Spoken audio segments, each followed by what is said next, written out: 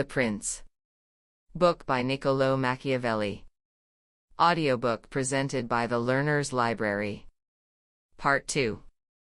Starting from Chapter 14 to last Chapter 26. Chapter 14. Of the duty of a prince in respect of military affairs. A prince, therefore, should have no care or thought but for war, and for the regulations and training it requires, and should apply himself exclusively to this as his peculiar province, for war is the sole art looked for in one who rules, and is of such efficacy that it not merely maintains those who are born princes, but often enables men to rise to that eminence from a private station, while, on the other hand, we often see that when princes devote themselves rather to pleasure than to arms, they lose their dominions.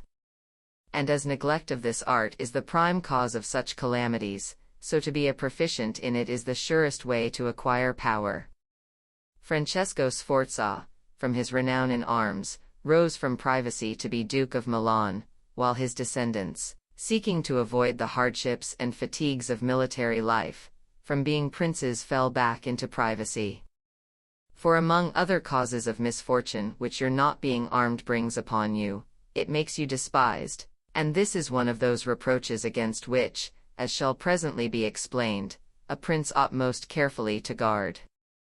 Between an armed and an unarmed man no proportion holds, and it is contrary to reason to expect that the armed man should voluntarily submit to him who is unarmed, or that the unarmed man should stand secure among armed retainers.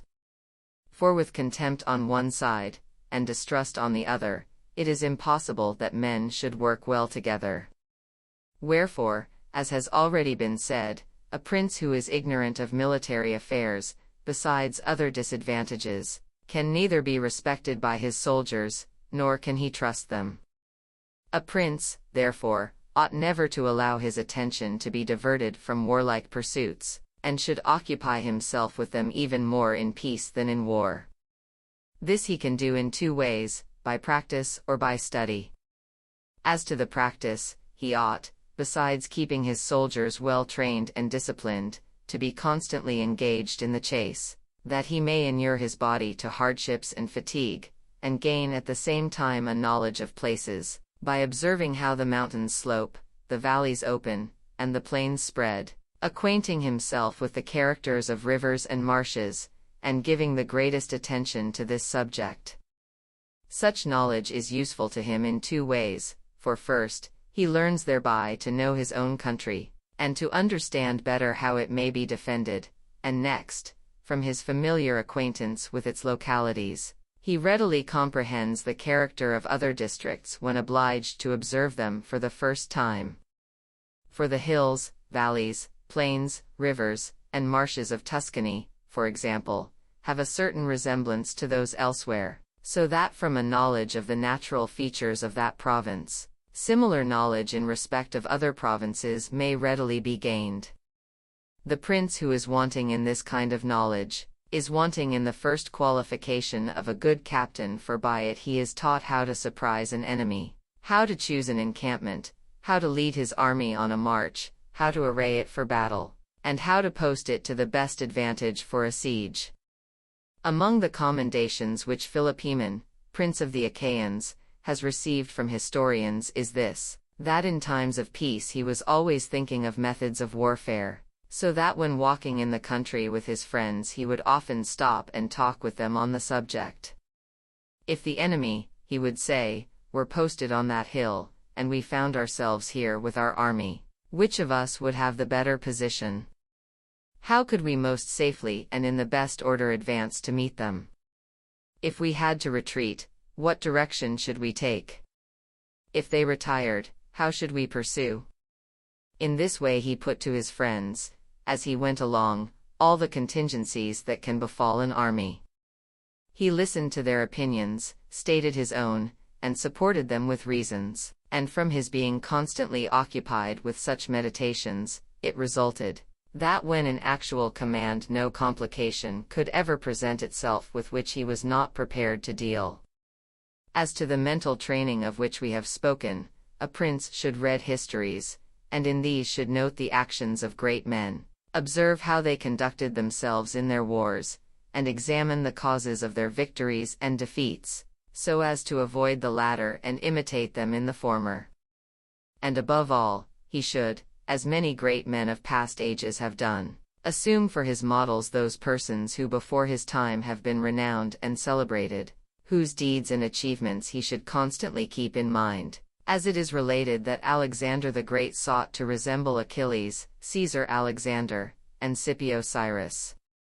And anyone who reads the life of this last-named hero, written by Xenophon, recognizes afterwards in the life of Scipio, how much this imitation was the source of his glory, and how nearly in his chastity, affability, kindliness, and generosity, he conformed to the character of Cyrus as Xenophon describes it. A wise prince, therefore, should pursue such methods as these, never resting idle in times of peace, but strenuously seeking to turn them to account, so that he may derive strength from them in the hour of danger, and find himself ready should fortune turn against him, to resist her blows. Chapter 15. Of the qualities in respect of which men, and most of all princes, are praised or blamed. It now remains for us to consider what ought to be the conduct and bearing of a prince in relation to his subjects and friends. And since I know that many have written on this subject, I fear it may be thought presumptuous in me to write of it also, the more so, because in my treatment of it, I depart from the views that others have taken. But since it is my object to write what shall be useful to whosoever understands it, it seems to me better to follow the real truth of things than an imaginary view of them. For many republics and princedoms have been imagined that were never seen or known to exist in reality. And the manner in which we live, and that in which we ought to live, are things so wide asunder, that he who quits the one to betake himself to the other is more likely to destroy than to save himself, since any one who would act up to a perfect standard of goodness in everything, must be ruined among so many who are not good.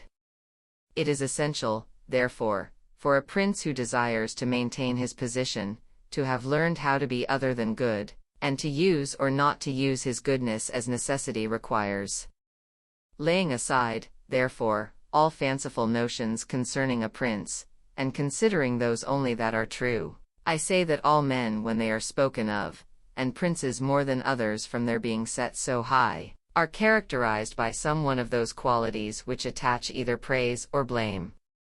Thus one is accounted liberal, another miserly, which word I use, rather than avaricious, to denote the man who is too sparing of what is his own, avarice being the disposition to take wrongfully what is another's. One is generous, another greedy, one cruel, another tender-hearted, one is faithless, another true to his word, one effeminate and cowardly, another high-spirited and courageous, one is courteous, another haughty, one impure, another chaste, one simple, another crafty, one firm, another facile, one grave, another frivolous, one devout, another unbelieving, and the like. Everyone, I know, will admit that it would be most laudable for a prince to be endowed with all of the above qualities that are reckoned good, but since it is impossible for him to possess or constantly practice them all, the conditions of human nature not allowing it, he must be discreet enough to know how to avoid the infamy of those vices that would deprive him of his government, and, if possible, be on his guard also against those which might not deprive him of it, though if he cannot wholly restrain himself, he may with less scruple indulge in the latter.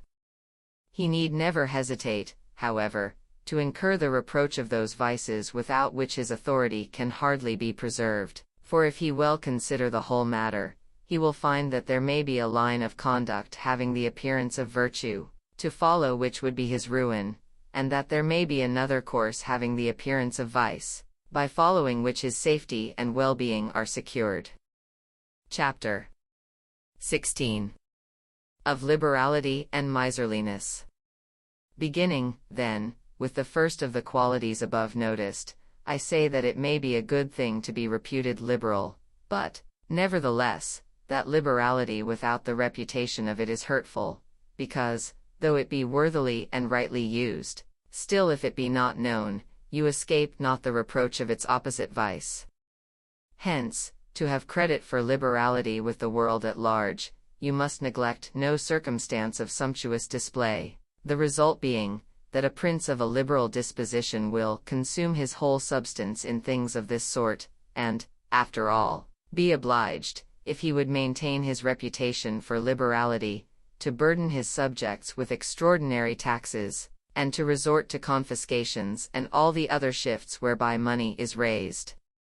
But in this way he becomes hateful to his subjects, and growing impoverished is held in little esteem by any. So that in the end, having by his liberality offended many and obliged few, he is worse off than when he began, and is exposed to all his original dangers. Recognizing this, and endeavoring to retrace his steps, he at once incurs the infamy of miserliness. A prince, therefore, since he cannot without injury to himself practice the virtue of liberality so that it may be known, will not, if he be wise, greatly concern himself though he be called miserly. Because in time he will come to be regarded as more and more liberal, when it is seen that through his parsimony his revenues are sufficient, that he is able to defend himself against any who make war on him, that he can engage in enterprises against others without burdening his subjects, and thus exercise liberality towards all from whom he does not take, whose number is infinite, while he is miserly in respect of those only to whom he does not give, whose number is few. In our own days we have seen no princes accomplish great results save those who have been accounted miserly. All others have been ruined. Pope Julius II, after availing himself of his reputation for liberality to arrive at the papacy, made no effort to preserve that reputation when making war on the King of France, but carried on all his numerous campaigns without levying from his subjects a single extraordinary tax, providing for the increased expenditure out of his long-continued savings. Had the present King of Spain been accounted liberal, he never could have engaged or succeeded in so many enterprises. A prince, therefore, if he is enabled thereby to forbear from plundering his subjects, to defend himself, to escape poverty and contempt, and the necessity of becoming rapacious, ought to care little though he incur the reproach of miserliness, for this is one of those vices which enable him to reign. And should any object that Caesar by his liberality rose to power, and that many others have been advanced to the highest dignities from their having been liberal and so reputed, I reply, either you are already a prince or you seek to become one. In the former case liberality is hurtful, in the latter it is very necessary that you be thought liberal. Caesar was one of those who sought the sovereignty of Rome, but if after obtaining it he had lived on without retrenching his expenditure, he must have ruined the empire. And if it be further urged that many princes reputed to have been most liberal have achieved great things with their armies, I answer that a prince spends either what belongs to himself and his subjects, or what belongs to others, and that in the former case he ought to be sparing, but in the latter ought not to refrain from any kind of liberality. Because for a prince who leads his armies in person and maintains them by plunder, pillage, and forced contributions, dealing as he does with the property of others, this liberality is necessary, since otherwise he would not be followed by his soldiers. Of what does not belong to you or to your subjects you should, therefore, be a lavish giver, as were Cyrus, Caesar, and Alexander, for to be liberal with the property of others does not take from your reputation, but adds to it. What injures you is to give away what is your own. And there is no quality so self-destructive as liberality, for while you practice it you lose the means whereby it can be practiced, and become poor and despised, or else, to avoid poverty, you become rapacious and hated. For liberality leads to one or other of these two results, against which, beyond all others, a prince should guard. Wherefore it is wiser to put up with the name of being miserly, which breeds ignominy, but without hate, than to be obliged, from the desire to be reckoned liberal, to incur the reproach of rapacity, which breeds hate as well as ignominy. Chapter 17. Of Cruelty and Clemency, and whether it is better to be loved or feared. Passing to the other qualities above referred to, I say that every prince should desire to be accounted merciful and not cruel. Nevertheless, he should be on his guard against the abuse of this quality of mercy. Cesare Borgia was reputed cruel, yet his cruelty restored Romagna, united it, and brought it to order and obedience, so that if we look at things in their true light, it will be seen that he was in reality far more merciful than the people of Florence, who, to avoid the imputation of cruelty, suffered Pistoia to be torn to pieces by factions. A prince should therefore disregard the reproach of being thought cruel where it enables him to keep his subjects united and obedient, for he who quells disorder by a very few signal examples will in the end be more merciful than he who from too great leniency permits things to take their course and so to result in rapine and bloodshed, for these hurt the whole state, whereas the severities of the prince injure individuals only.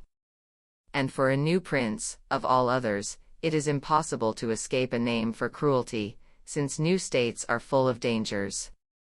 Wherefore Virgil, by the mouth of Dido, excuses the harshness of her reign on the plea that it was new, saying,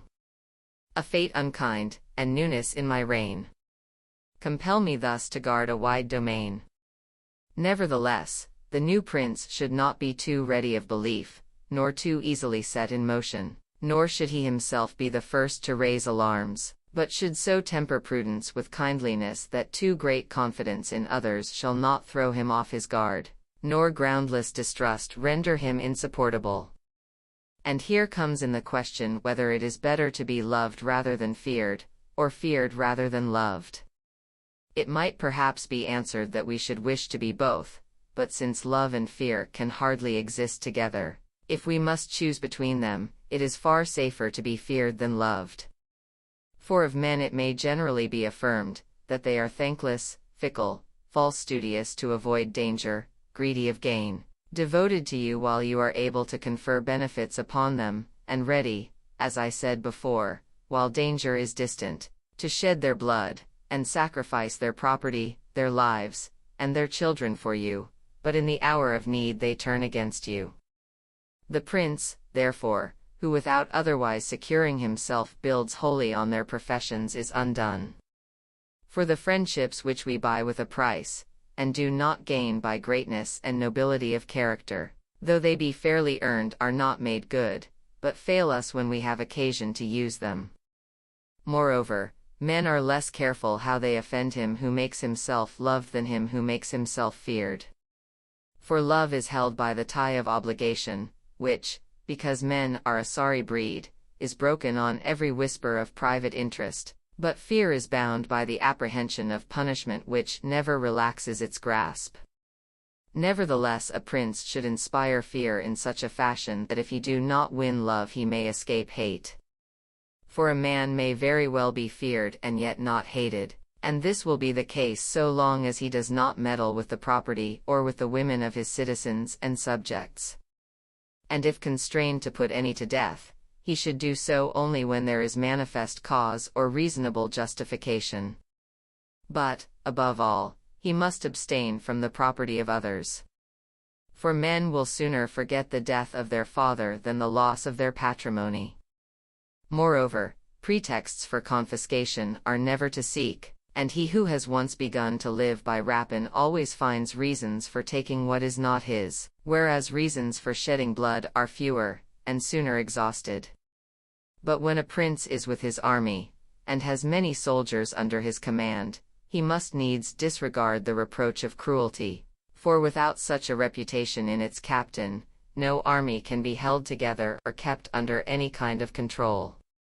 Among other things remarkable in Hannibal this has been noted, that having a very great army, made up of men of many different nations and brought to fight in a foreign country, no dissension ever arose among the soldiers themselves, nor any mutiny against their leader, either in his good or in his evil fortunes.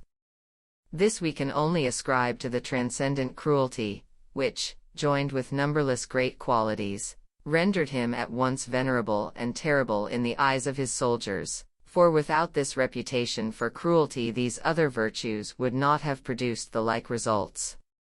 Unreflecting writers, indeed, while they praise his achievements, have condemned the chief cause of them, but that his other merits would not by themselves have been so efficacious we may see from the case of Scipio, one of the greatest captains, not of his own time only but of all times of which we have record, whose armies rose against him in Spain from no other cause than his too great leniency, in allowing them a freedom inconsistent with military strictness. With which weakness Fabius Maximus taxed him in the Senate House, calling him the corrupter of the Roman soldiery. Again, when the Locrians were shamefully outraged by one of his lieutenants, he neither avenged them, nor punished the insolence of his officer, and this from the natural easiness of his disposition. So that it was said in the Senate by one who sought to excuse him, that there were many who knew better how to refrain from doing wrong themselves than how to correct the wrongdoing of others. This temper, however, must in time have marred the name and fame even of Scipio, had he continued in it, and retained his command. But living as he did under the control of the Senate, this hurtful quality was not merely disguised, but came to be regarded as a glory. Returning to the question of being loved or feared, I sum up by saying, that since his being loved depends upon his subjects, while his being feared depends upon himself, a wise prince should build on what is his own, and not on what rests with others. Only, as I have said, he must do his utmost to escape hatred. Chapter 18. How Princes Should Keep Faith. Every one understands how praiseworthy it is in a prince to keep faith, and to live uprightly and not craftily. Nevertheless, we see from what has taken place in our own days that princes who have set little store by their word, but have known how to overreach men by their cunning, have accomplished great things, and in the end got the better of those who trusted to honest dealing. Be it known, then, that there are two ways of contending, one in accordance with the laws, the other by force, the first of which is proper to men, the second to beasts. But since the first method is often ineffectual, it becomes necessary to resort to the second. A prince should, therefore, understand how to use well both the man and the beast. And this lesson has been covertly taught by the ancient writers, who relate how Achilles and many others of these old princes were given over to be brought up and trained by Chiron the centaur, since the only meaning of their having for instructor one who was half man and half beast is, that it is necessary for a prince to know how to use both natures, and that the one without the other has no stability. But since a prince should know how to use the beast's nature wisely, he ought of beasts to choose both the lion and the fox, for the lion cannot guard himself from the toils, nor the fox from wolves. He must therefore be a fox to discern toils, and a lion to drive off wolves. To rely wholly on the lion is unwise, and for this reason a prudent prince neither can nor ought to keep his word when to keep it is hurtful to him and the causes, which led him to pledge it are removed. If all men were good, this would not be good advice, but since they are dishonest and do not keep faith with you, you in return need not keep faith with them, and no prince was ever at a loss for plausible reasons to cloak a breach of faith. Of this numberless recent instances could be given, and it might be shown how many solemn treaties and engagements have been rendered inoperative and idle through want of faith in princes, and that he who was best known to play the fox has had the best success. It is necessary, indeed, to put a good color on this nature, and to be skillful in simulating and dissembling. But men are so simple, and governed so absolutely by their present needs, that he who wishes to deceive will never fail in finding willing dupes. One recent example I will not omit. Pope Alexander VI had no care or thought but how to deceive, and always found material to work on.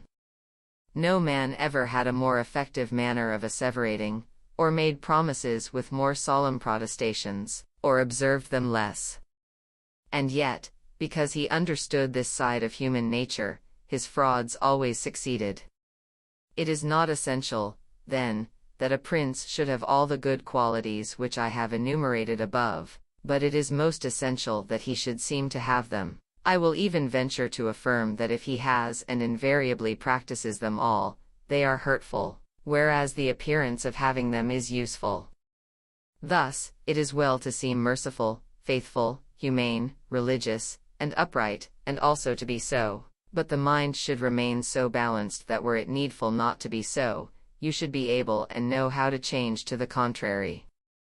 And you are to understand that a prince, and most of all a new prince, cannot observe all those rules of conduct in respect whereof men are accounted good, being often forced, in order to preserve his princedom, to act in opposition to good faith, charity, humanity, and religion. He must therefore keep his mind ready to shift as the winds and tides of fortune turn, and, as I have already said, he ought not to quit good courses if he can help it, but should know how to follow evil courses if he must. A prince should therefore be very careful that nothing ever escapes his lips which is not replete with the 5 qualities above named, so that to see and hear him, one would think him the embodiment of mercy, good faith, integrity, humanity, and religion. And there is no virtue which it is more necessary for him to seem to possess than this last, because men in general judge rather by the eye than by the hand, for every one can see but few can touch. Every one sees what you seem, but few know what you are, and these few dare not oppose themselves to the opinion of the many who have the majesty of the state to back them up. Moreover, in the actions of all men, and most of all of princes, where there is no tribunal to which we can appeal, we look to results. Wherefore if a prince succeeds in establishing and maintaining his authority, the means will always be judged honorable and be approved by every one. For the vulgar are always taken by appearances and by results, and the world is made up of the vulgar, the few only finding room when the many have no longer ground to stand on. A certain prince of our own days, whose name it is as well not to mention, is always preaching peace and good faith, although the mortal enemy of both, and both, had he practiced them as he preaches them, would, oftener than once, have lost him his kingdom and authority. Chapter 19. That a prince should seek to escape contempt and hatred. Having now spoken of the chief of the qualities above referred to, the rest I shall dispose of briefly with these general remarks, that a prince, as has already in part been said, should consider how he may avoid such courses as would make him hated or despised, and that whenever he succeeds in keeping clear of these, he has performed his part, and runs no risk though he incur other infamies. A prince, as I have said before, sooner becomes hated by being rapacious and by interfering with the property and with the women of his subjects, than in any other way. From these, therefore, he should abstain. For so long as neither their property nor their honor is touched, the mass of mankind live contentedly, and the prince has only to cope with the ambition of a few, which can in many ways and easily be kept within bounds. A prince is despised when he is seen to be fickle, frivolous, effeminate, pusillanimous, or irresolute, against which defects he ought therefore most carefully to guard, striving so to bear himself that greatness, courage, wisdom, and strength may appear in all his actions. In his private dealings with his subjects his decisions should be irrevocable, and his reputation such that no one would dream of overreaching or cajoling him.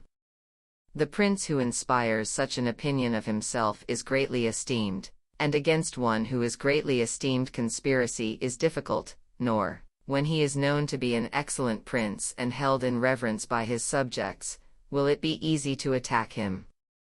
For a prince is exposed to 2 dangers, from within in respect of his subjects, from without in respect of foreign powers. Against the latter he will defend himself with good arms and good allies, and if he have good arms he will always have good allies, and when things are settled abroad, they will always be settled at home, unless disturbed by conspiracies, and even should there be hostility from without, if he has taken those measures, and has lived in the way I have recommended, and if he never abandons hope, he will withstand every attack, as I have said was done by Nobis the Spartan. As regards his own subjects, when affairs are quiet abroad, he has to fear they may engage in secret plots, against which a prince best secures himself when he escapes being hated or despised, and keeps on good terms with his people. And this, as I have already shown at length, it is essential he should do. Not to be hated or despised by the body of his subjects, is one of the surest safeguards that a prince can have against conspiracy. For he who conspires always reckons on pleasing the people by putting the prince to death, but when he sees that instead of pleasing he will offend them, he cannot summon courage to carry out his design. For the difficulties that attend conspirators are infinite, and we know from experience that while there have been many conspiracies, few of them have succeeded. He who conspires cannot do so alone, nor can he assume as his companions any save those whom he believes to be discontented. But so soon as you impart your design to a discontented man, you supply him with the means of removing his discontent, since by betraying you he can procure for himself every advantage, so that seeing on the one hand certain gain, and on the other a doubtful and dangerous risk, he must either be a rare friend to you, or the mortal enemy of his prince, if he keep your secret. To put the matter shortly, I say that on the side of the conspirator there are distrust, jealousy, and dread of punishment to deter him, while on the side of the prince there are the laws, the majesty of the throne, the protection of friends and of the government to defend him, to which if the general goodwill of the people be added, it is hardly possible that any should be rash enough to conspire. For while in ordinary cases, the conspirator has ground for fear only before the execution of his villainy, in this case he has also cause to fear after the crime has been perpetrated, since he has the people for his enemy, and is thus cut off from every hope of shelter. Of this, endless instances might be given, but I shall content myself with one that happened within the recollection of our fathers. Messer Annibale Bentivoglio, Lord of Bologna and grandfather of the present Messer Annibale, was conspired against and murdered by the Canci, leaving behind none belonging to him save Messer Giovanni, then an infant in arms. Immediately upon the murder, the people rose and put all the Canci to death. This resulted from the general goodwill with which the house of the Bentivogli was then regarded in Bologna, which feeling was so strong, that when upon the death of Messer Annibale no one was left who could govern the state, there being reason to believe that a descendant of the family, who up to that time had been thought to be the son of a smith, was living in Florence, the citizens of Bologna came there for him, and entrusted him with the government of their city, which he retained until Messer Giovanni was old enough to govern.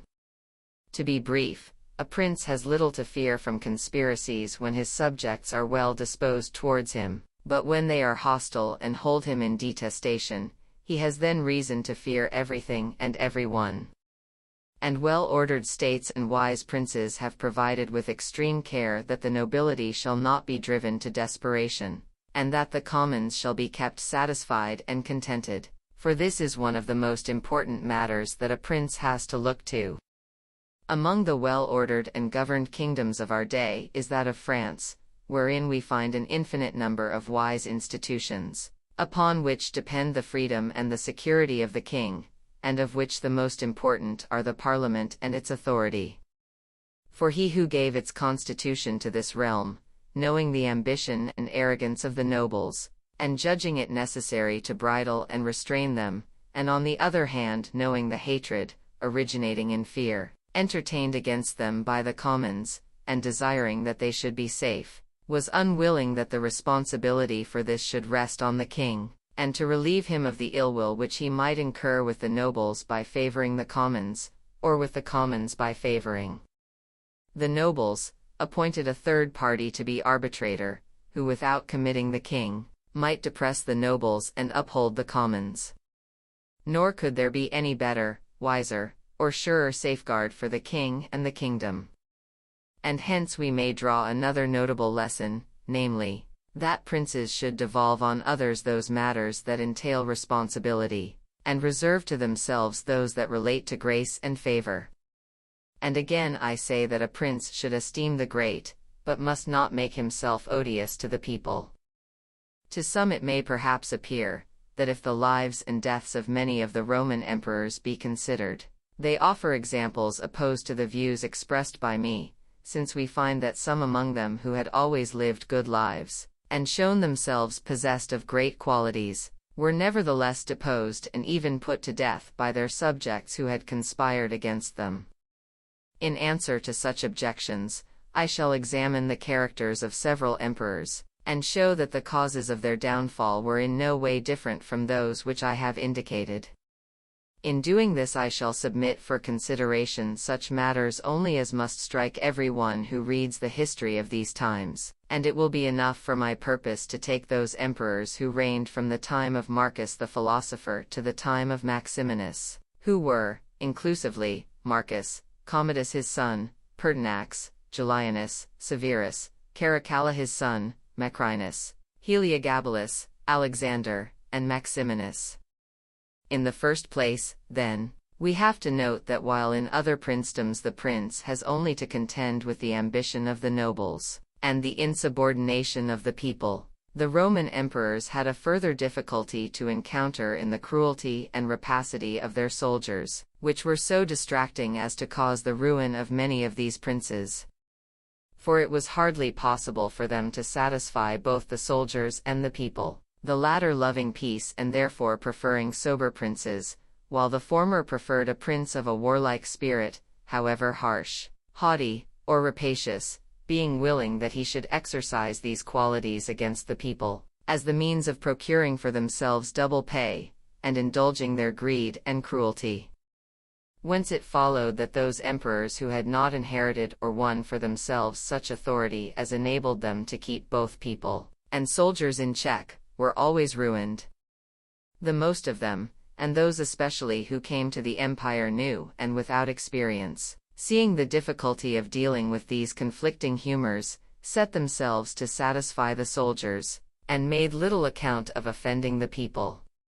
And for them this was a necessary course to take, for as princes cannot escape being hated by some, they should, in the first place, endeavor not to be hated by a class, failing in which, they must do all they can to escape the hatred of that class which is the stronger.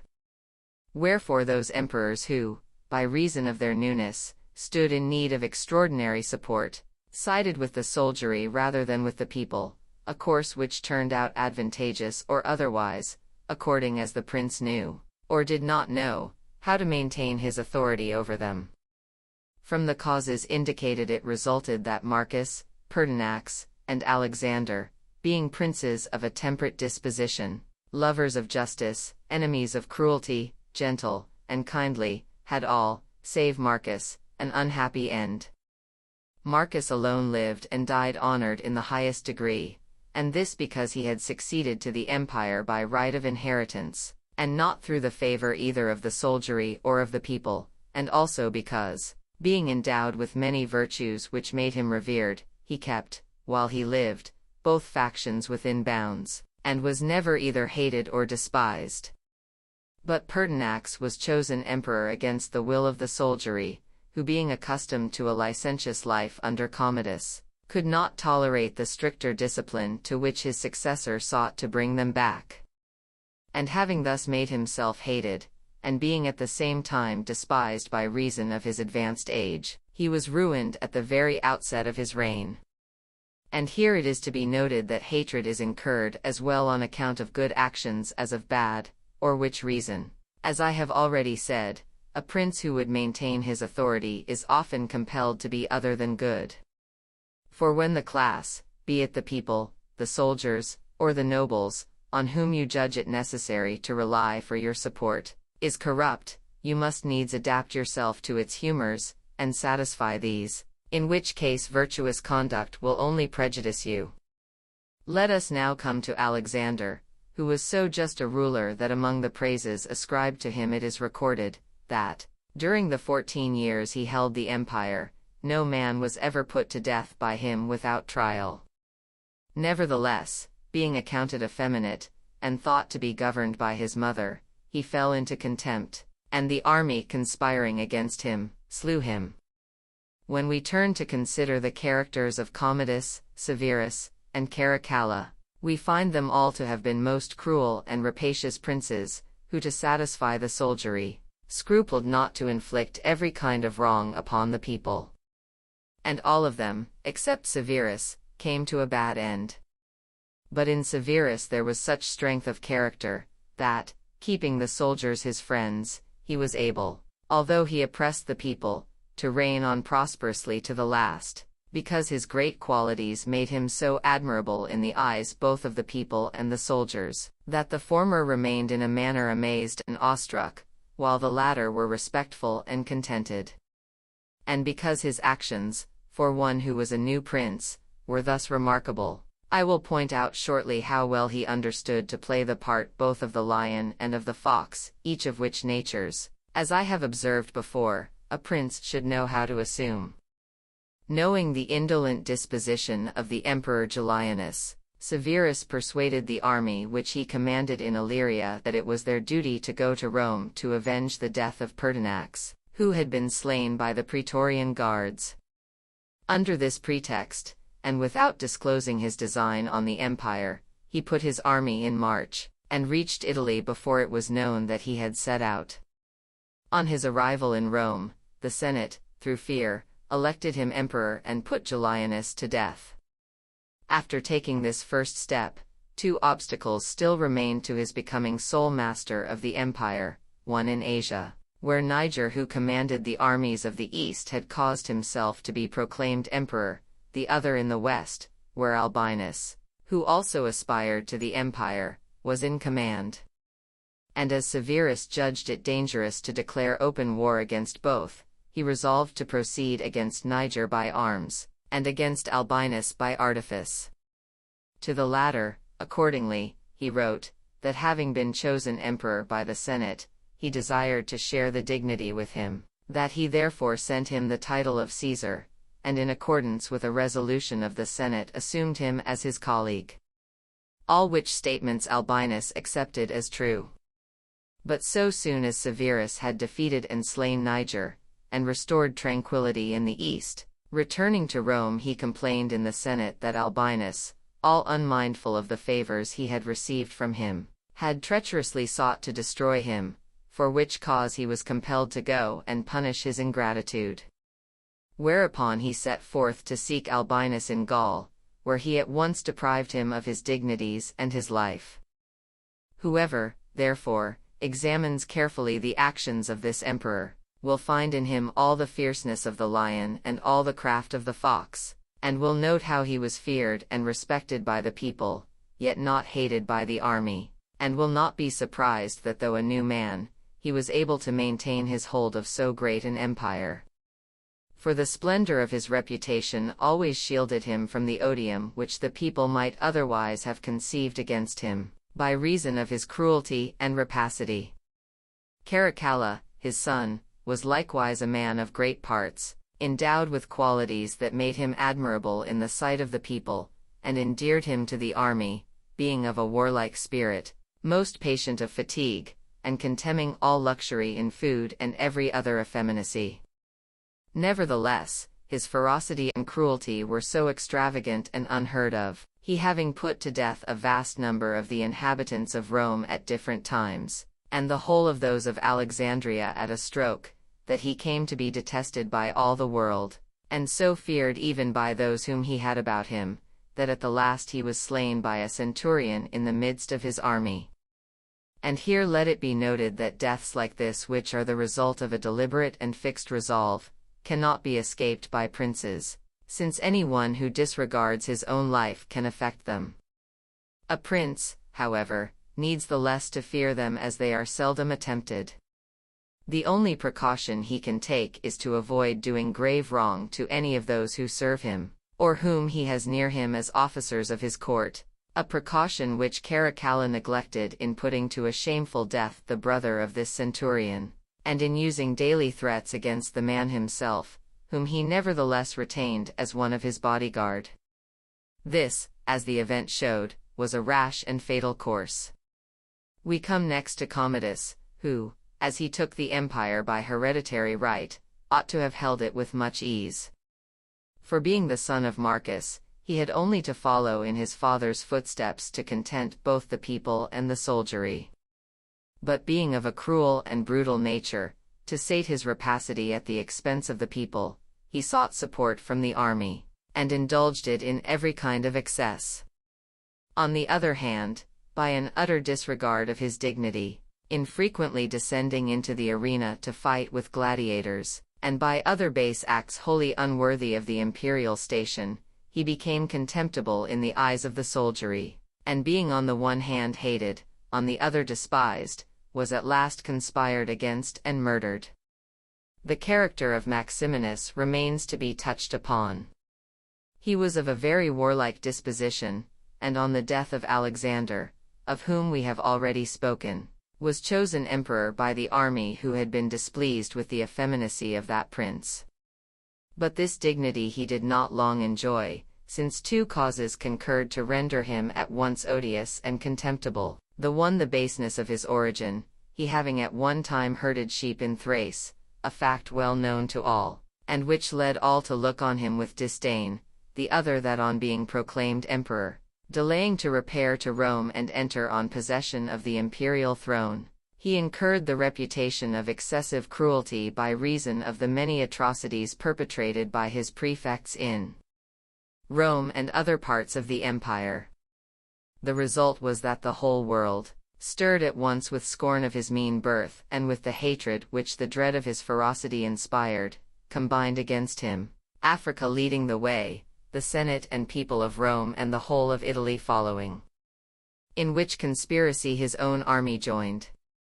For they, being engaged in the siege of Aquileia and finding difficulty in reducing it, disgusted with his cruelty, and less afraid of him when they saw so many against him, put him to death.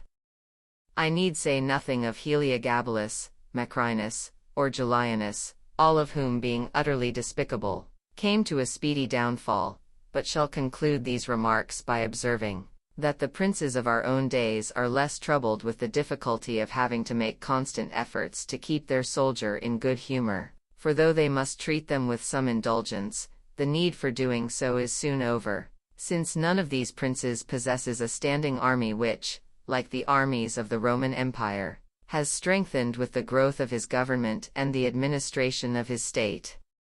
And if it was then necessary to satisfy the soldiers rather than the people, because the soldiers were more powerful than the people, now it is more necessary for all princes, except the Turk and the Soldan, to satisfy the people rather than the soldiery, since the former are more powerful than the latter. I except the Turk because he has always about him some 12,000 foot soldiers and 15,000 horse, on whom depend the security and strength of his kingdom, and with whom he must needs keep on good terms, all regard for the people being subordinate. The government of the Soldan is similar, so that he too being wholly in the hands of his soldiers, must keep well with them without regard to the people.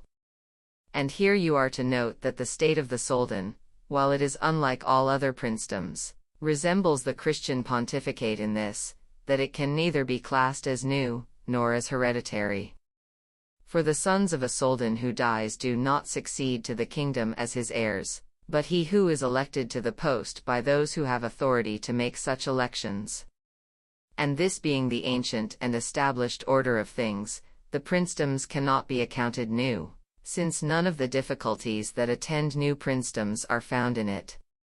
For although the prince be new, the institutions of the state are old, and are so contrived that the elected prince is accepted as though he were an hereditary sovereign.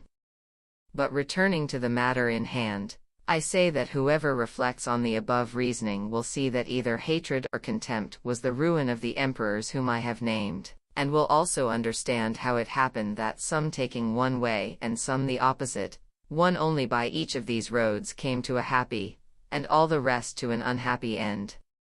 Because for Pertinax and Alexander, they being new princes, it was useless and hurtful to try to imitate Marcus, who was an hereditary prince, and similarly for Caracalla, Commodus, and Maximinus it was a fatal error to imitate Severus, since they lacked the qualities that would have enabled them to tread in his footsteps. In short, A prince new to the princedom cannot imitate the actions of Marcus, nor is it necessary that he should imitate all those of Severus, but he should borrow from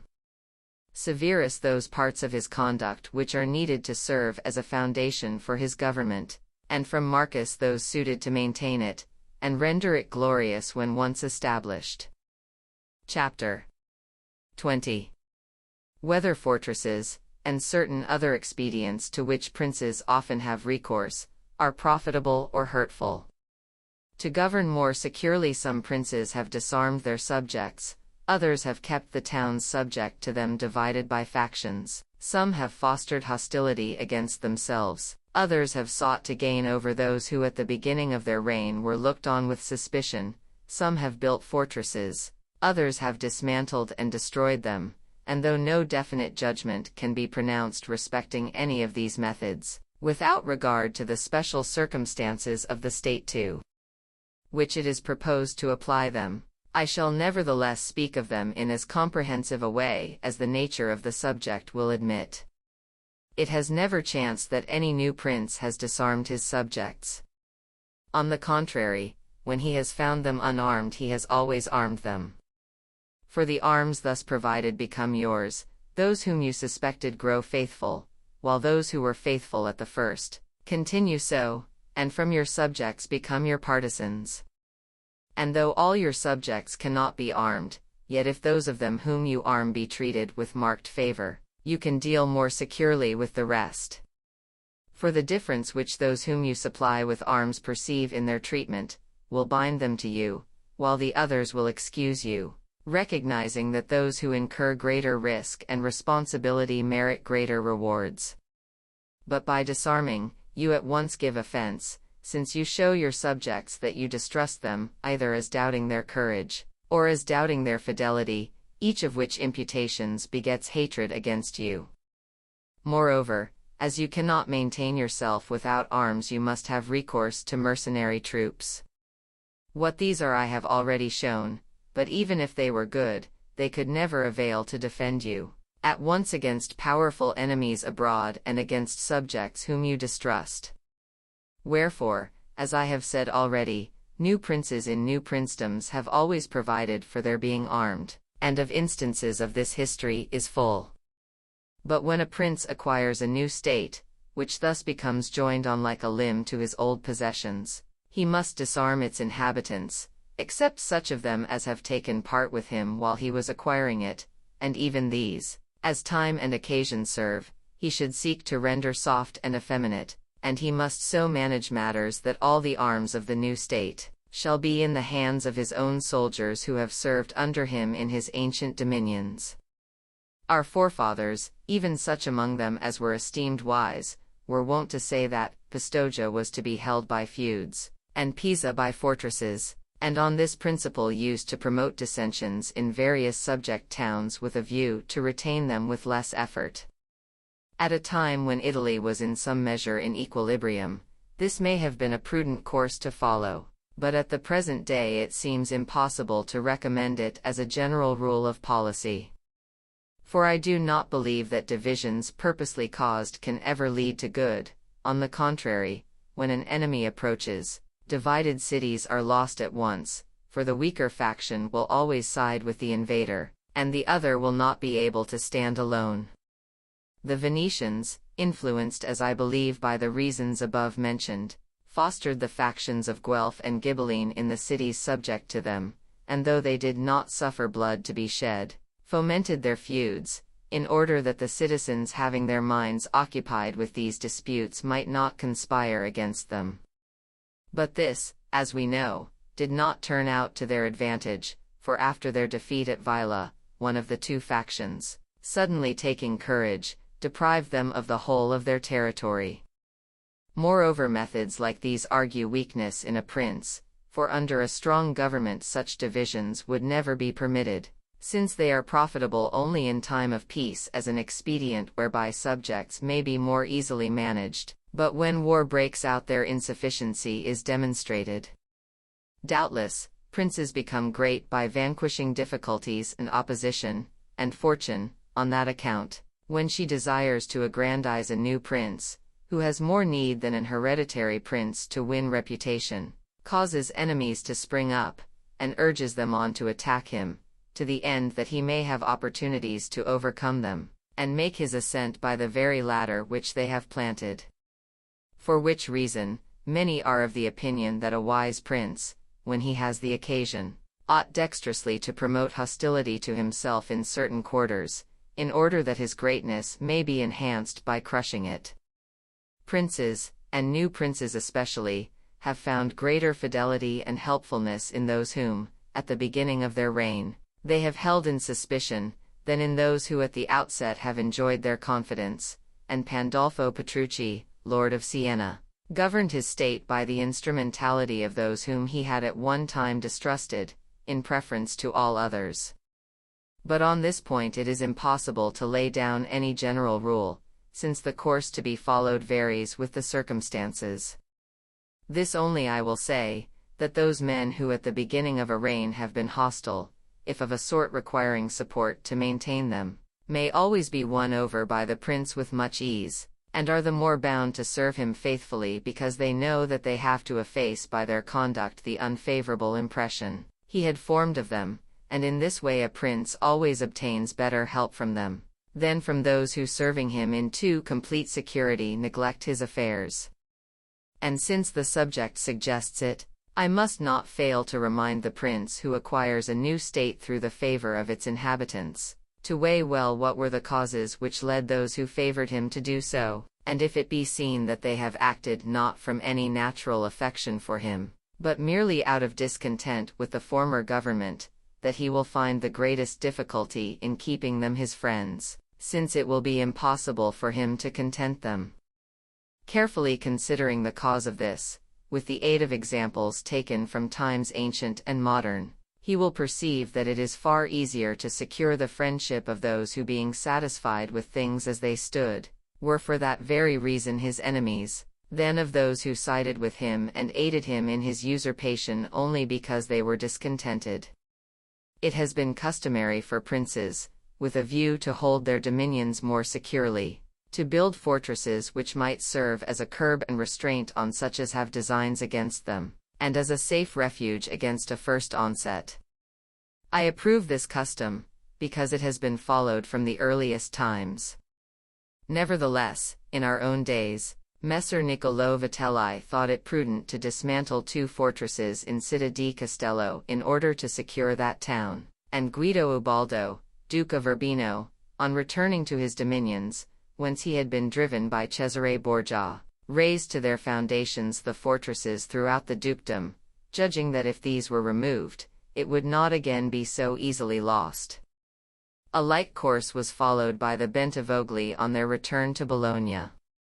Fortresses, therefore, are useful or no, according to circumstances, and if in one way they benefit, in another they injure you. We may state the case thus: the prince who is more afraid of his subjects than of strangers ought to build fortresses, while he who is more afraid of strangers than of his subjects should leave them alone. The citadel built by Francesco Sforza in Milan has been, and will hereafter prove to be, more dangerous to the house of Sforza than any other disorder of that state. So that, on the whole, the best fortress you can have is in not being hated by your subjects. If they hate you, no fortress will save you, for when once the people take up arms, foreigners are never wanting to assist them. Within our own time it does not appear that fortresses have been of service to any prince, unless to the Countess of Forli after her husband Count Girolamo was murdered, for by this means she was able to escape the first onset of the insurgents, and awaiting succor from Milan, to recover her state, the circumstances of the times not allowing any foreigner to lend assistance to the people. But afterwards, when she was attacked by Cesare Borgia, and the people, out of hostility to her, took part with the invader, her fortresses were of little avail.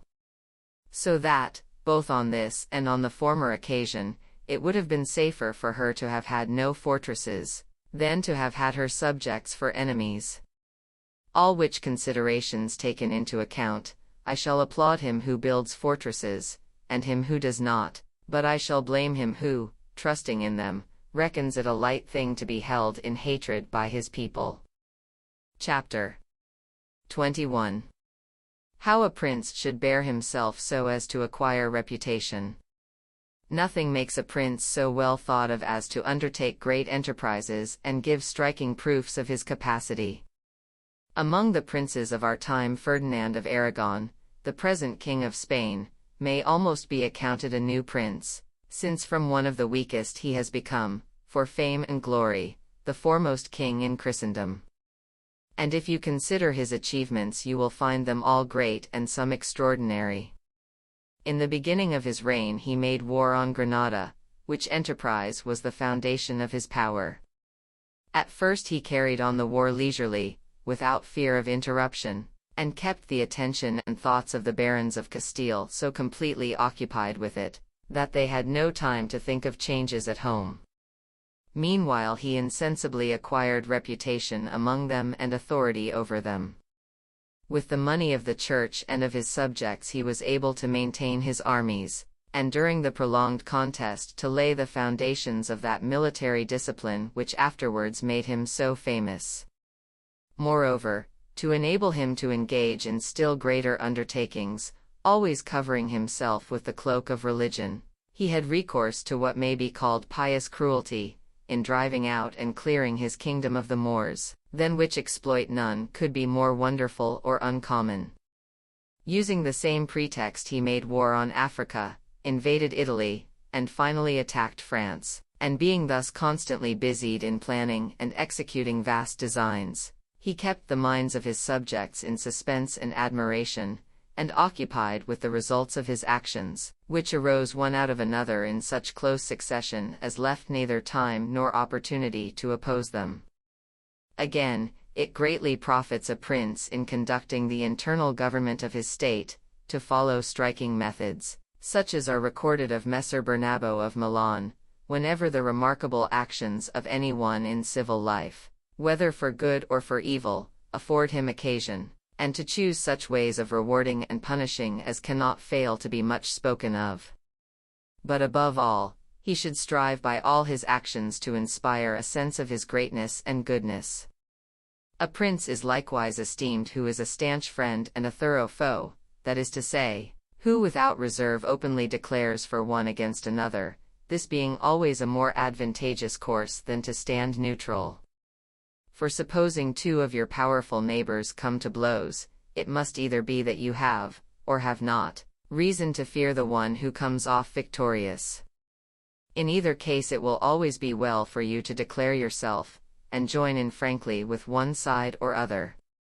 For should you fail to do so you are certain, in the former of the cases put, to become the prey of the victor to the satisfaction and delight of the vanquished, and no reason or circumstance that you may plead will avail to shield or shelter you, for the victor dislikes doubtful friends, and such as will not help him at a pinch, and the vanquished will have nothing to say to you, since you would not share his fortunes sword in hand.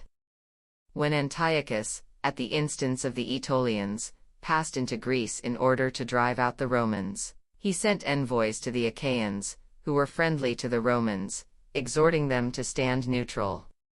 The Romans, on the other hand, urged them to take up arms on their behalf. The matter coming to be discussed in the council of the Achaeans, the legate of Antiochus again urged neutrality, whereupon the Roman envoy answered, "Nothing can be less to your advantage than the course which has been recommended as the best and most useful for your state, namely, to refrain from taking any part in our war, for by standing aloof you will gain neither favor nor fame, but remain the prize of the victor. And it will always happen that he who is not your friend will invite you to neutrality, while he who is your friend will call on you to declare yourself openly in arms." Irresolute princes, to escape immediate danger, commonly follow the neutral path, in most instances to their destruction. But when you pronounce valiantly in favor of one side or other, if he to whom you give your adherence conquers, although he be powerful and you are at his mercy, still he is under obligations to you, and has become your friend, and none are so lost to shame as to destroy with manifest ingratitude one who has helped them. Besides which, victories are never so complete that the victor can afford to disregard all considerations whatsoever, more especially considerations of justice. On the other hand, if he with whom you take part should lose, you will always be favorably regarded by him, while he will aid you, and you become his companion in a cause which may recover. In the second case, namely, when both combatants are of such limited strength that whichever wins you have no cause to fear, it is all the more prudent for you to take a side, for you will then be ruining the one with the help of the other, who were he wise would endeavor to save him. If he whom you help conquers, he remains in your power, and with your aid he cannot but conquer. And here let it be noted that a prince should be careful never to join with one stronger than himself in attacking others, unless, as already said, he be driven to it by necessity. For if he whom you join prevails, you are at his mercy, and princes, so far as in them lies, should avoid placing themselves at the mercy of others. The Venetians, although they might have declined the alliance, joined with France against the Duke of Milan, which brought about their ruin. But when an alliance cannot be avoided, as was the case with the Florentines when the Pope and Spain together led their armies to attack Lombardy, a prince, for the reasons given, must take a side. Nor let it be supposed that any state can choose for itself a perfectly safe line of policy.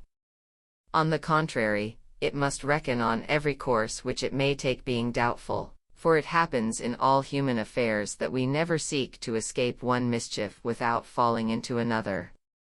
Prudence therefore consists in knowing how to distinguish degrees of disadvantage, and in accepting a less evil as a good.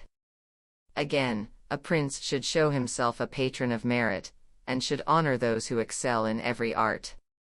He ought accordingly to encourage his subjects by enabling them to pursue their callings, whether mercantile, agricultural, or any other, in security, so that this man shall not be deterred from beautifying his possessions from the apprehension that they may be taken from him, or that other refrain from opening a trade through fear of taxes, and he should provide rewards for those who desire so to employ themselves, and for all who are disposed in any way to add to the greatness of his city or state. He ought, moreover, at suitable seasons of the year to entertain the people with festivals and shows. And because all cities are divided into guilds and companies, he should show attention to these societies, and sometimes take part in their meetings, offering an example of courtesy and munificence, but always maintaining the dignity of his station, which must under no circumstances be compromised. Chapter 22. Of the Secretaries of Princes. The choice of ministers is a matter of no small moment to a prince. Whether they shall be good or no depends on his prudence, so that the readiest conjecture we can form of the character and sagacity of a prince is from seeing what sort of men he has about him. When they are at once capable and faithful, we may always account him wise, since he has known to recognize their merit and to retain their fidelity. But if they be otherwise, we must pronounce unfavorably of him, since he has committed a first fault in making this selection. There was none who knew Messer Antonio of Vinafro, as minister of Pandolfo Petrucci, Lord of Siena, but thought Pandolfo a most prudent ruler in having him for his servant. And since there are 3 scales of intelligence, one which understands by itself, a second which understands what is shown it by others, and a third which understands neither by itself nor on the showing of others, the first of which is most excellent, the second good, but the third worthless, we must needs admit that if Pandolfo was not in the first of these degrees, he was in the second, for when one has the judgment to discern the good from the bad in what another says or does, though he be devoid of invention, he can recognize the merits and demerits of his servant, and will commend the former while he corrects the latter. The servant cannot hope to deceive such a master, and will continue good. As to how a prince is to know his minister, this unerring rule may be laid down. When you see a minister thinking more of himself than of you, and in all his actions seeking his own ends, that man can never be a good minister or one that you can trust. For he who has the charge of the state committed to him, ought not to think of himself, but only of his prince, and should never bring to the notice of the latter what does not directly concern him. On the other hand, to keep his minister good, the prince should be considerate of him, dignifying him, enriching him, binding him to himself by benefits, and sharing with him the honors as well as the burthens of the state, so that the abundant honors and wealth bestowed upon him may divert him from seeking them at other hands, while the great responsibilities wherewith he is charged may lead him to dread change, knowing that he cannot stand alone without his master's support. When prince and minister are upon this footing they can mutually trust one another, but when the contrary is the case, it will always fare ill with one or other of them. Chapter 23. That flatterers should be shunned. One error into which princes, unless very prudent or very fortunate in their choice of friends, are apt to fall, is of so great importance that I must not pass it over. I mean in respect of flatterers. These abound in courts, because men take such pleasure in their own concerns, and so deceive themselves with regard to them, that they can hardly escape this plague, while even in the effort to escape it there is risk of their incurring contempt. For there is no way to guard against flattery but by letting it be seen that you take no offense in hearing the truth, but when every one is free to tell you the truth respect falls short. Wherefore a prudent prince should follow a middle course, by choosing certain discreet men from among his subjects, and allowing them alone free leave to speak their minds on any matter on which he asks their opinion, and on none other. But he ought to ask their opinion on everything, and after hearing what they have to say, should reflect and judge for himself. And with these counselors collectively, and with each of them separately, his bearing should be such, that each and all of them may know that the more freely they declare their thoughts the better they will be liked. Besides these, the prince should hearken to no others, but should follow the course determined on, and afterwards adhere firmly to his resolves. Whoever acts otherwise is either undone by flatterers, or from continually vacillating as opinions vary, comes to be held in light esteem. With reference to this matter, I shall cite a recent instance.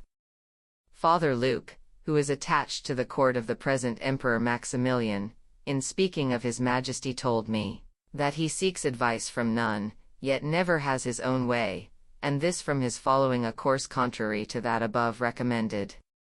For being of a secret disposition, he never discloses his intentions to any, nor asks their opinion, and it is only when his plans are to be carried out that they begin to be discovered and known, and at the same time they begin to be thwarted by those he has about him, when he being facile gives way.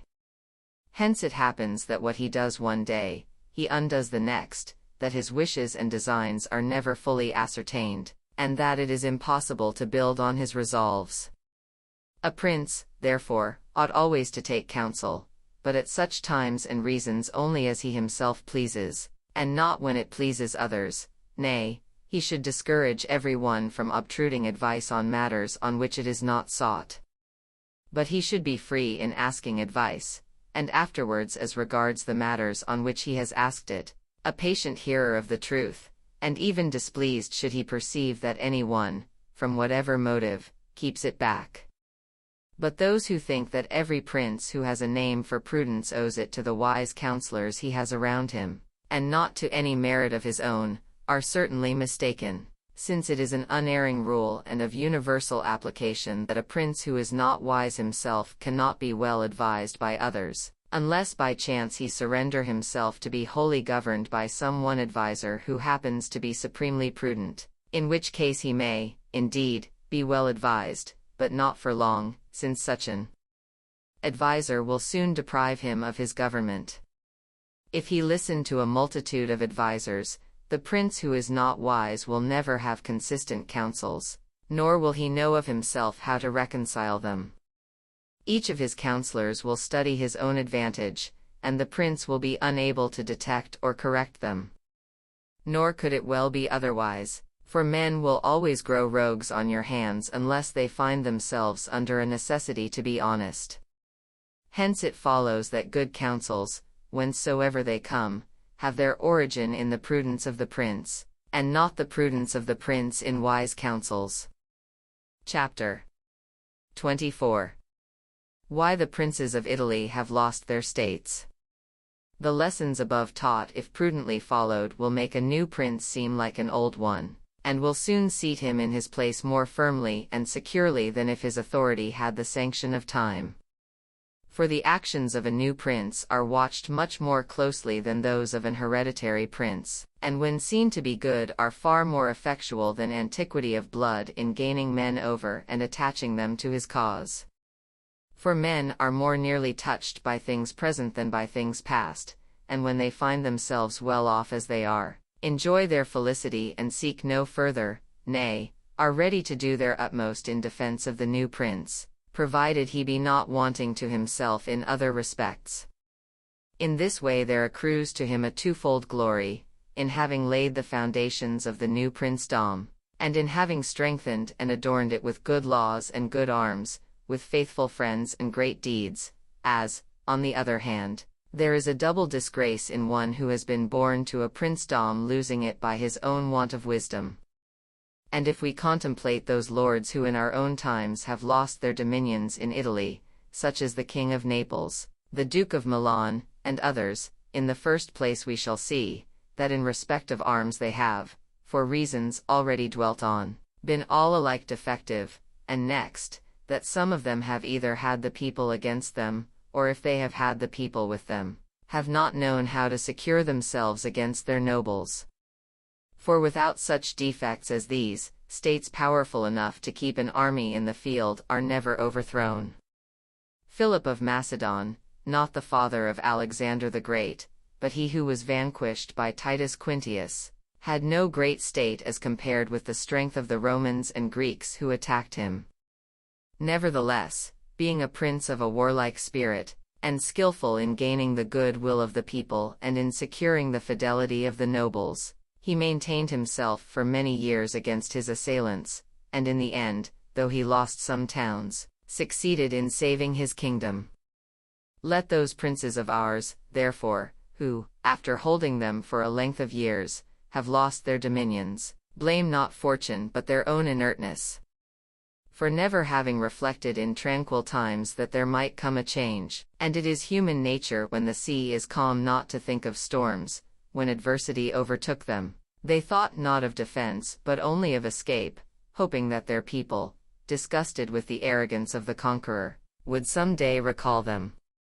This course may be a good one to follow when all others fail, but it were the height of folly, trusting to it, to abandon every other, since none would wish to fall on the chance of some one else being found to lift him up.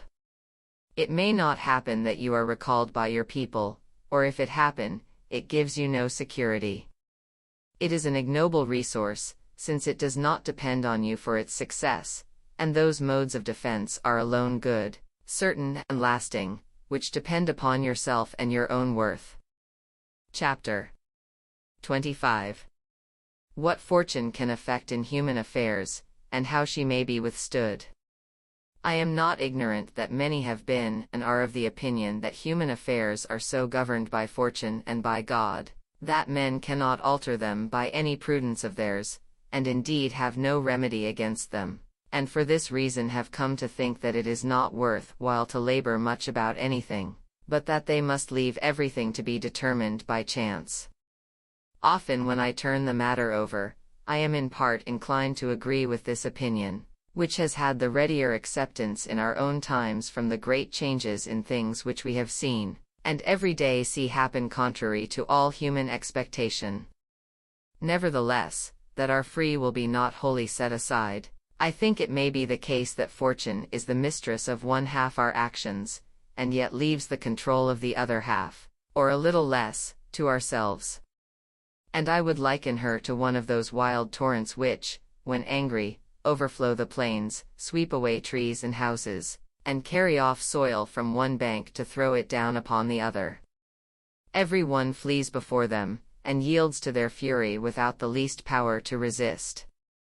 And yet, though this be their nature, it does not follow that in seasons of fair weather, men cannot, by constructing weirs and moles, take such precautions as will cause them when again in flood to pass off by some artificial channel, or at least prevent their course from being so uncontrolled and destructive. And so it is with fortune, who displays her might where there is no organized strength to resist her, and directs her onset where she knows that there is neither barrier nor embankment to confine her. And if you look at Italy, which has been at once the seat of these changes and their cause, you will perceive that it is a field without embankment or barrier. For if, like Germany, France, and Spain, it had been guarded with sufficient skill, this inundation, if it ever came upon us, would never have wrought the violent changes which we have witnessed. This I think enough to say generally touching resistance to fortune. But confining myself more closely to the matter in hand, I note that one day we see a prince prospering and the next day overthrown, without detecting any change in his nature or character. This, I believe, comes chiefly from a cause already dwelt upon, namely, that a prince who rests wholly on fortune is ruined when she changes. Moreover, I believe that he will prosper most whose mode of acting best adapts itself to the character of the times, and conversely that he will be unprosperous, with whose mode of acting the times do not accord. For we see that men in these matters which lead to the end that each has before him, namely, glory and wealth, proceed by different ways, one with caution, another with impetuosity, one with violence, another with subtlety, one with patience, another with its contrary, and that by one or other of these different courses each may succeed. Again, of two who act cautiously, you shall find that one attains his end, the other not, and that two of different temperament, the one cautious, the other impetuous, are equally successful. All which happens from no other cause than that the character of the times accords or does not accord with their methods of acting. And hence it comes, as I have already said, that two operating differently arrive at the same result, and two operating similarly, the one succeeds and the other not. On this likewise depend the vicissitudes of fortune. For if to one who conducts himself with caution and patience, time and circumstances are propitious, so that his method of acting is good, he goes on prospering, but if these change he is ruined, because he does not change his method of acting. For no man is found so prudent as to know how to adapt himself to these changes, both because he cannot deviate from the course to which nature inclines him, and because, having always prospered while adhering to one path, he cannot be persuaded that it would be well for him to forsake it. And so when occasion requires the cautious man to act impetuously, he cannot do so and is undone, whereas, had he changed his nature with time and circumstances, his fortune would have been unchanged. Pope Julius too proceeded with impetuosity in all his undertakings, and found time and circumstances in such harmony with his mode of acting that he always obtained a happy result. Witness his first expedition against Bologna, when Messer Giovanni Bentivoglio was yet living.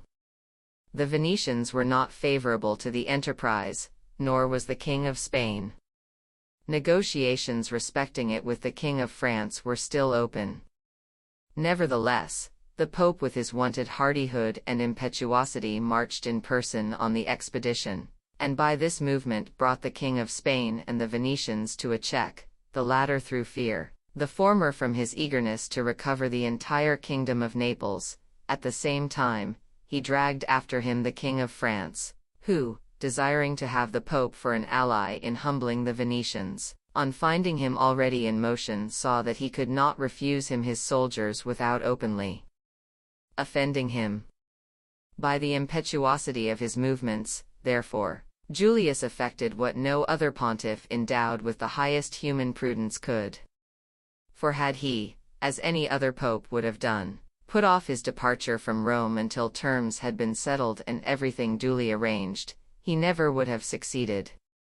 For the King of France would have found 1,000 pretexts to delay him, and the others would have menaced him with 1,000 alarms. I shall not touch upon his other actions, which were all of a like character, and all of which had a happy issue, since the shortness of his life did not allow him to experience reverses. But if times had overtaken him, rendering a cautious line of conduct necessary, his ruin must have ensued, since he never could have departed from those methods to which nature inclined him. To be brief, I say that since fortune changes and men stand fixed in their old ways, they are prosperous so long as there is congruity between them, and the reverse when there is not. Of this, however, I am well persuaded, that it is better to be impetuous than cautious.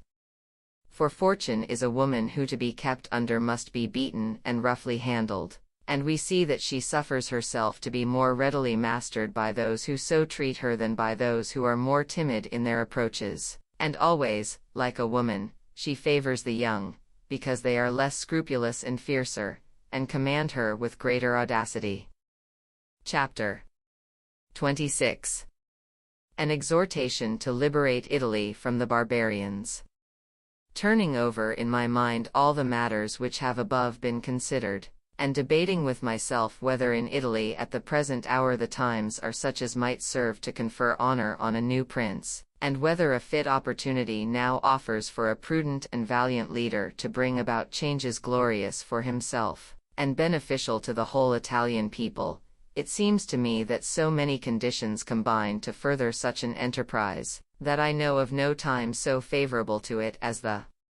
present. And if, as I have said, it was necessary in order to display the valor of Moses that the children of Israel should be slaves in Egypt, and to know the greatness and courage of Cyrus that the Persians should be oppressed by the Medes, and to illustrate the excellence of Theseus that the Athenians should be scattered and divided, so at this hour, to prove the worth of some Italian hero, it was required that Italy should be brought to her present abject condition, to be more a slave than the Hebrew, more oppressed than the Persian, more disunited than the Athenian, without a head, without order, beaten, spoiled, torn in pieces, overrun and abandoned to destruction in every shape. But though, heretofore, glimmerings may have been discerned in this man or that, whence it might be conjectured that he was ordained by God for her redemption, nevertheless it has afterwards been seen in the further course of his actions that fortune has disowned him, so that our country, left almost without life, still waits to know who it is that is to heal her bruises, to put an end to the devastation and plunder of Lombardy, to the exactions and imposts of Naples and Tuscany, and to stanch those wounds of hers which long neglect has changed into running sores. We see how she prays God to send some one to rescue her from these barbarous cruelties and oppressions. We see too how ready and eager she is to follow any standard were there only some one to raise it. But at present we see no one except in your illustrious house, preeminent by its virtues and good fortune, and favored by God and by the Church whose headship it now holds, who could undertake the part of a deliverer. But for you this will not be too hard a task, if you keep before your eyes the lives and actions of those whom I have named above. For although these men were singular and extraordinary, after all they were but men, not one of whom had so great an opportunity as now presents itself to you.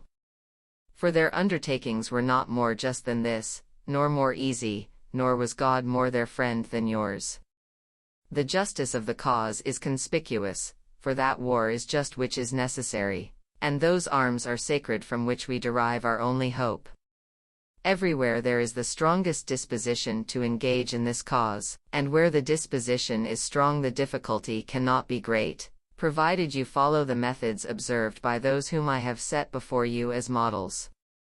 But further, we see here extraordinary and unexampled proofs of divine favor. The sea has been divided, the cloud has attended you on your way, the rock has flowed with water, the manna has rained from heaven, everything has concurred to promote your greatness. What remains to be done must be done by you, since in order not to deprive us of our free will and such share of glory as belongs to us, God will not do everything himself.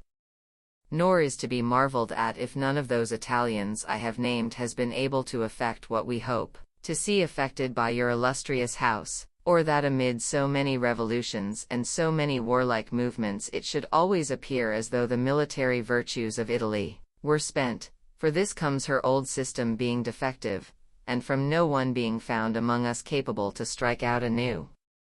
Nothing confers such honor on the reformer of a state, as do the new laws and institutions which he devises, for these when they stand on a solid basis and have a greatness in their scope, make him admired and venerated. And in Italy material is not wanting for improvement in every form. If the head be weak the limbs are strong, and we see daily in single combats, or where few are engaged, how superior are the strength, dexterity, and intelligence of Italians. But when it comes to armies, they are nowhere, and this from no other reason than the defects of their leaders. For those who are skillful in arms will not obey, and every one thinks himself skillful, since hitherto we have had none among us so raised by merit or by fortune above his fellows that they should yield him the palm. And hence it happens that for the long period of 20 years, during which so many wars have taken place, whenever there has been an army purely Italian it has always been beaten. To this testify, first Taro, then Alessandria, Capua, Genoa, Vila, Bologna, Mestre. If then your illustrious house should seek to follow the example of those great men who have delivered their country in past ages, it is before all things necessary, as the true foundation of every such attempt, to be provided with national troops, since you can have no braver, truer, or more faithful soldiers, and although every single man of them be good, collectively they will be better, seeing themselves commanded by their own prince, and honored and esteemed by him. That you may be able, therefore, to defend yourself against the foreigner with Italian valor, the first step is to provide yourself with an army such as this. And although the Swiss and the Spanish infantry are each esteemed formidable, there are yet defects in both, by reason of which troops trained on a different system might not merely withstand them, but be certain of defeating them. For the Spaniards cannot resist cavalry and the Swiss will give way before infantry if they find them as resolute as themselves at close quarters. Whence it has been seen, and may be seen again, that the Spaniards cannot sustain the onset of the French men-at-arms and that the Swiss are broken by the Spanish foot. And although of this last we have no complete instance, we have yet an indication of it in the Battle of Ravenna, where the Spanish infantry confronted the German companies who have the same discipline as the Swiss, on which occasion the Spaniards by their agility and with the aid of their bucklers forced their way under the pikes, and stood ready to close with the Germans, who were no longer in a position to defend themselves, and had they not been charged by cavalry, they must have put the Germans to utter rout. Knowing, then, the defects of each of these kinds of troops, you can train your men on some different system, to withstand cavalry and not to fear infantry. To effect this, will not require the creation of any new forces, but simply a change in the discipline of the old. And these are matters in reforming which the new prince acquires reputation and importance. This opportunity then, for Italy at last to look on her deliverer, ought not to be allowed to pass away. With what love he would be received in all those provinces which have suffered from the foreign inundation, with what thirst for vengeance, with what fixed fidelity, with what devotion, and what tears, no words of mine can declare. What gates would be closed against him?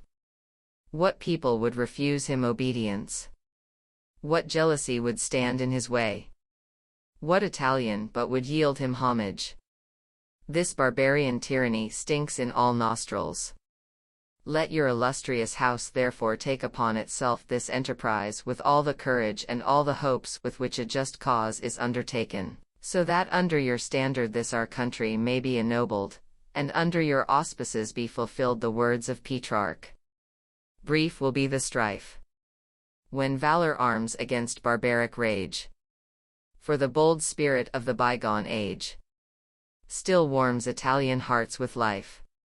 Petrarch, Cans. 16, v. 93-96. Thank you for watching the Learner's Library. Please like, comment, share and subscribe for more.